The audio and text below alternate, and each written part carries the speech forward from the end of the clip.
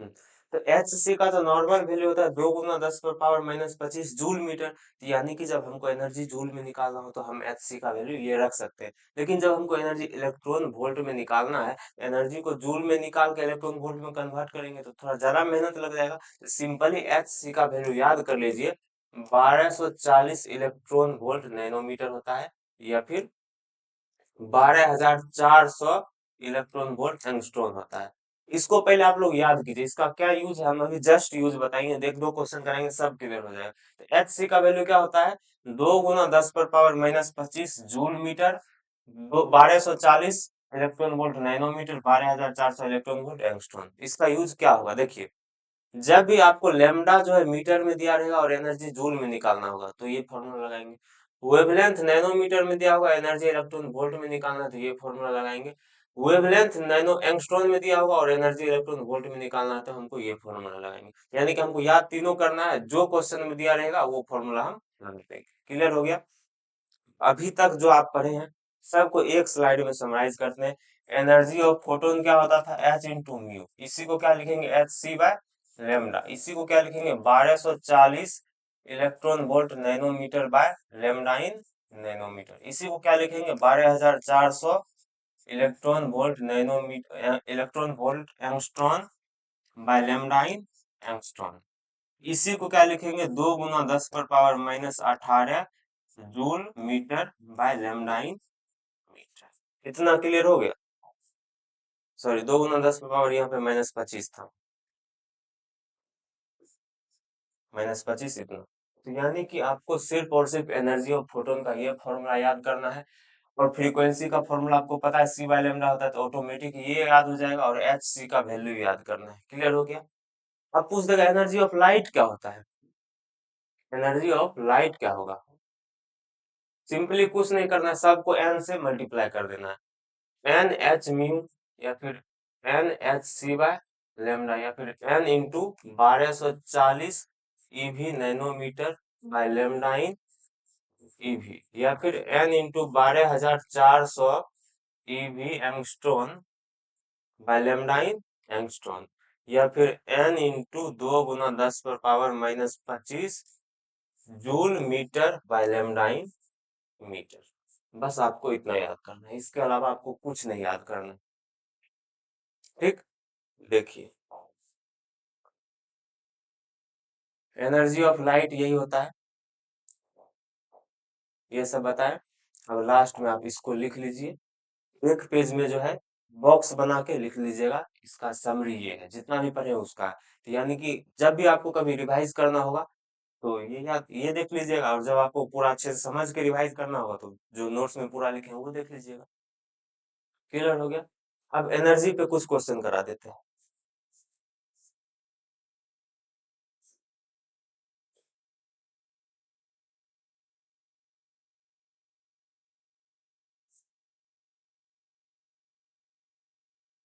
देखिए, ये एक क्वेश्चन है, बहुत अच्छा क्वेश्चन है, आप लोग इधर देखिए।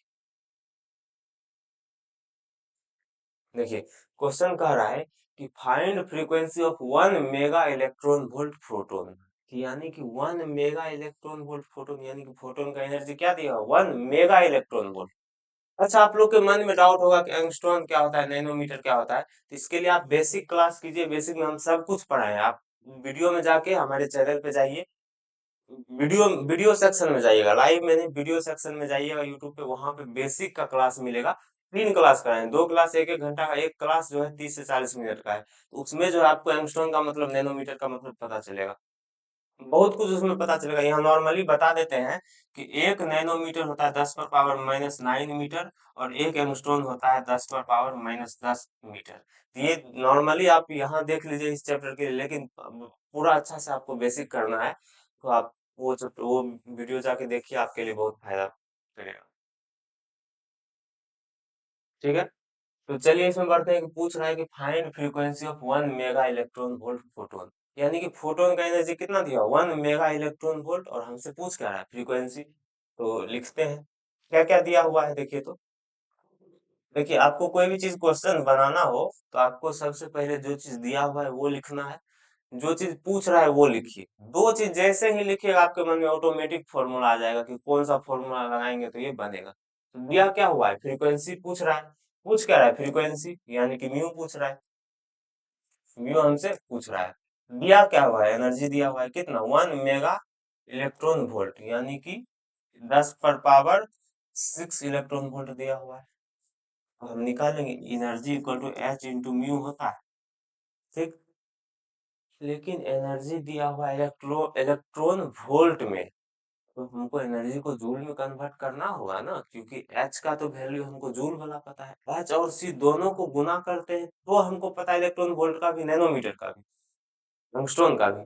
लेकिन हमको सिर्फ और सिर्फ एच का कौन सा वैल्यू याद है, जूल वाला। तो यानी कि हमको एनर्जी को जूल में कन्वर्ट करना होगा। अब एनर्जी इतना इलेक्ट्रॉन वोल्ट है, इसको जूल में कन्वर्ट करेंगे तो क्या होगा, 10 पर पावर 6 गुना 1.6 into 10 to the power -19 joule होगा। क्योंकि इलेक्ट्रॉन का चार्ज यही होता है, तो इलेक्ट्रॉन की जगह हम ये लिख देंगे, हो जाएगा। अब जो एनर्जी का फॉर्मूला लिखते हैं, एनर्जी कितना दिया हुआ है, 10 पर पावर 6, 10 पर पावर -19 है, तो क्या हो जाएगा बताओ, 10 पर पावर -13 होगा, बराबर। एच क्या होता है, 6.6 इंटू 10 टू द पावर -34, और म्यू हमको निकालना है। तो म्यू क्या हो जाएगा, 1.6 into 10 to the power -13 by 6.6 into 10 to the power -34। Clear हुआ इतना। तो यानी कि 1.6 by 6.6 into 10 to the power -13 +34, क्योंकि 34 जब ऊपर जाएगा तो प्लस होगा। तो क्या हो जाएगा, ये पॉइंट से पॉइंट कटेगा, तो लगभग हो जाएगा 16/66 गुना 10 पर पावर 21 होगा। यहाँ पे हम क्या करते हैं, 10 पावर 20 करते हैं, एक जीरो हम यहाँ ले आते हैं। अब देखिए 66 को 160 से काट सकते हैं, लगभग 2 पॉइंट समथिंग आएगा, 2.3 मान लेते हैं, तो 2.3 इंटू 10 टू द पावर 20 हो जाएगा। 2.34 कुछ भी हो सकता है, एक्यूरेट अगर करना हो तो। लेकिन ऑप्शन में आपका रहेगा 2.4, 9.1, 3.6, तो आपको 2.3 के आसपास जो भी ऑप्शन होगा उसको टिक मार देना है। आंसर क्या हो जाएगा, ये हो जाएगा। हो गया क्लियर, जल्दी से लिखिए इसको। देखिए एक ये क्वेश्चन ये है कि what is the energy in joule. Energy जो है जूल में क्या हुआ, एनर्जी किस में पूछ रहा है, जूल में, associated with photon of wavelength इतना एंगस्ट्रॉन। यानी कि वेवलेंथ दिया हुआ है एंगस्ट्रॉन में और एनर्जी पूछ रहा है जूल में। तो पहले हम एनर्जी को एंगस्ट्रॉन में दिया हुआ है, तो इस तरह से हम एनर्जी निकाल के जूल में कर लेंगे कन्वर्ट। तो सबसे पहले दिया क्या हुआ है, देखिए तो वेवलेंथ दिया हुआ है कितना, 4000 एंगस्ट्रॉन, और एनर्जी पूछ रहा है जूल में, एनर्जी इन जूल। हम लोग एनर्जी का क्या फॉर्मूला जानते हैं, energy equal to H C by lambda, क्योंकि हमको अगर लेमडा दिया है तो लेमडा वाला फॉर्मूला लगाना होगा। अगर फ्रीक्वेंसी दिया रहता है तो एनर्जी इक्वल टू क्या लिखते हैं, एच इंटू फ्रीक्वेंसी। लेकिन हमसे क्या दिया हुआ है, लेमडा, हम एनर्जी को उस तरह से लिखेंगे जिसमें लेमडा है, तो energy equal to H C by lambda, ठीक।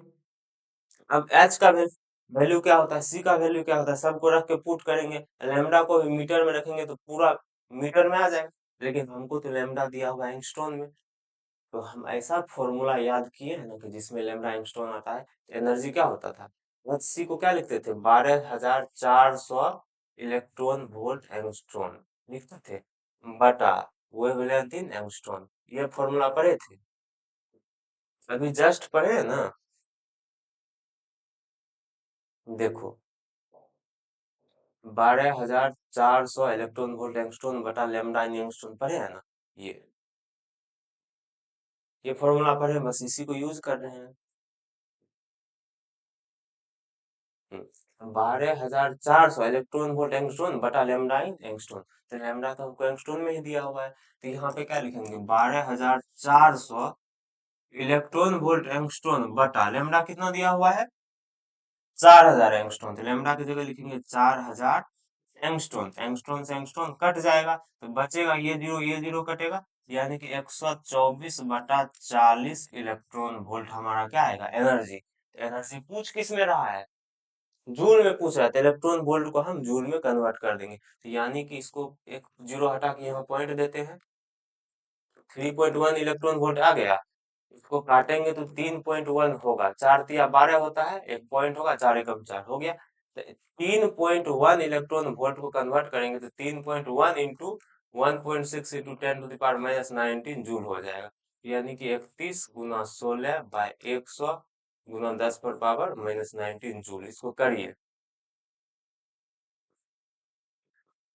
5.86 इंटू 10⁻⁻19 जूल आ रहा है, इसको मल्टीप्लाई करने पे। क्लियर हो गया। तो ऐसा ही क्वेश्चन आएगा। देखिए इसमें क्या है कि एनर्जी जो है पूछ दिया है जूल में। आपके पास सिंपल अगर 1 नंबर का क्वेश्चन आएगा तो एनर्जी सिंपली पूछेगा इसमें इलेक्ट्रॉन वोल्ट में। लेकिन 2 नंबर का क्वेश्चन आएगा तो जूल में पूछ देगा। 3 नंबर का भी आएगा तो ऐसा क्वेश्चन आ सकता है। बीसीईसी में तो ऐसा तो आएगा ही क्वेश्चन, बहुत ही आसान क्वेश्चन है।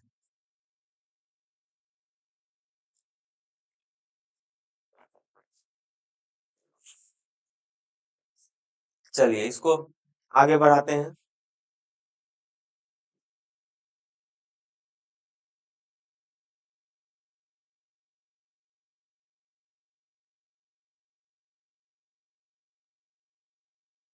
एक क्वेश्चन करिए तो बहुत, मतलब कि ये क्वेश्चन जो है आप सब हम बनाएंगे तो आप लोग को लगेगा कितना आसान था, लेकिन जब आप बनाइएगा थोड़ा सा दिमाग खर्च होगा। खर्च कीजिए तो दिमाग इस पे। देखिए क्या क्वेश्चन कह रहा है। क्वेश्चन ये है कि the velocity of photons is proportional to, यानी कि फोटोन का वेलोसिटी किस पे डिपेंड करता है। फोटोन का जो स्पीड है, वेलोसिटी यानी कि स्पीड कहना चाह रहा है, किस पे डिपेंड करता है। ये जो है फ्रीक्वेंसी है, ये म्यू क्या है, फ्रीक्वेंसी। यानी कि फ्रीक्वेंसी के इनवर्सली प्रोपोर्शनल है कि फ्रीक्वेंसी के स्क्वायर के इनवर्सली प्रोपोर्शनल, या कि फ्रीक्वेंसी के स्क्वायर के डायरेक्टली प्रोपोर्शनल, यानी कि या फिर फ्रीक्वेंसी पे डिपेंड ही नहीं करता। फोटोन का जो स्पीड है किस पे डिपेंड करता है, फ्रीक्वेंसी पे किस तरह से डिपेंड करता है बताइए। अभी आपको हम बताएं कि फोटोन का स्पीड क्या होता है, स्पीड ऑफ लाइट के बराबर। यानी कि फोटोन का स्पीड 3 × 10⁻⁸ मीटर पर सेकेंड होता है। फ्रीक्वेंसी बढ़ाओ घटाओ, 10 गुना करो, 20 गुना करो, 50 गुना करो, उससे हमको क्या, फोटोन का तो स्पीड यही होगा। यानी कि फोटोन का स्पीड फ्रीक्वेंसी पे निर्भर नहीं करता है। देखिए आंसर हो जाएगा does not depend on mu. ये भी नहीं है, ये म्यू है, सब चेक कर लीजिएगा। समझ में आया। अब बहुत कोई जो है फॉर्मूला यूज कर रहा होगा कि E equal to H mu होता है, E equal to H mu होता है। तो म्यू कैसे करेगा, एनर्जी पे, फ्रीक्वेंसी पे, स्पीड पे। म्यू इक्वल टू होता है c by lambda. Mu equal to क्या होता है, सी बाय लेमडा। यानी कि सी को बढ़ाएंगे तो म्यू बढ़ेगा। अरे हम लेमडा कांस्टेंट कहीं बोल रहे हैं, अगर लेमडा को कांस्टेंट बोलेंगे तब तो ये फॉर्मूला यूज होगा। हम तो सिर्फ बोले स्पीड किस पे डिपेंड करेगा, तो स्पीड किसी पे डिपेंड नहीं करेगा। फोटोन का स्पीड क्या होता है, स्पीड ऑफ लाइट के बराबर, जो फिक्स होता है। क्लियर हो गया। तो इसका आंसर हो जाएगा किसी पे डिपेंड नहीं करेगा। इसीलिए कोई कोई क्वेश्चन ऐसा होता है कि आपको सोच के देना होता है, फॉर्मूला जो है इस्तेमाल नहीं करना होता है हमेशा। तो आपको सोचना कैसे है, तो हम लोग करा ही रहे हैं, वैसा वैसा ही क्वेश्चन करा रहे हैं जो एग्जाम में आ सकता है, जो आपको थोड़ा सा सोचना चाहिए, जो आपको आना चाहिए। चलिए।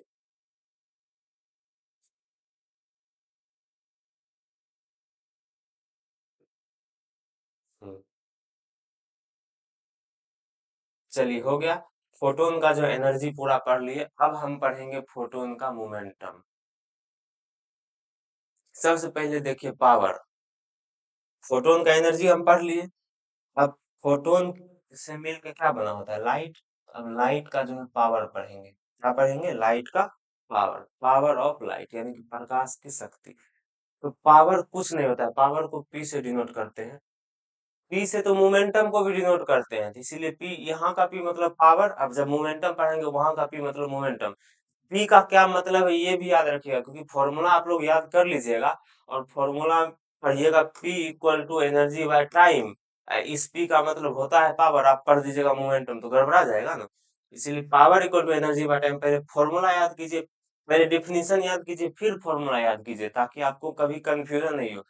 क्योंकि एग्जाम में बहुत ज्यादा टेंशन होता है कि 1 घंटा मिला है उसमें 100 क्वेश्चन बनाना है, 1.5 घंटा मिला है उसमें 100 क्वेश्चन बनाना है, तो दिमाग में और भी बहुत कुछ आते रहता है। तो उस समय एग्जाम दीजिएगा, दिमाग में आएगा कि मेरा सिलेक्शन हो जाएगा तो ये करेंगे, नहीं कैसे नहीं होगा तो घर में ये बात बोला जाएगा।